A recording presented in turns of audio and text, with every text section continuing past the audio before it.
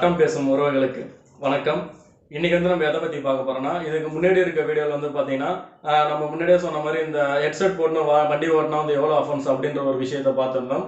இப்போ வந்து பார்த்தீங்கன்னா ஒரு காவல்துறையினரோ அல்லது வந்து பார்த்தீங்கன்னா நம்மளை வந்து ஹெல்மெட் போடுங்க, நம்ம கிட்ட வந்து புக்கு கேட்குறாங்க, ஒரு ரெக்கார்டு கேட்குறாங்க அப்படின்ற அந்த என்ஃபோர்சிங் அத்தாரிட்டி அப்படின்னு சொல்லுவாங்க. அவங்க வந்து இதே குற்றத்தை நம்ம பண்ற குற்றத்தை வந்து அவங்க பண்றாங்க, ஒருவேளை அவங்க ஹெல்மெட் போடல அல்லது அவங்க வந்து ஒரு ரெக்கார்ட்ஸ் வச்சு இல்லை அல்லது அவங்க வந்து ஒரு சீட் பெல்ட் போடல, இந்த மாதிரி இருக்கிற விஷயங்களுக்கு வந்து பார்த்தீங்கன்னா அவங்க எவ்வளோ ஃபைன் கட்டணும் அப்படின்ற ஒரு விஷயத்த வந்து பார்க்க போகிறோம்.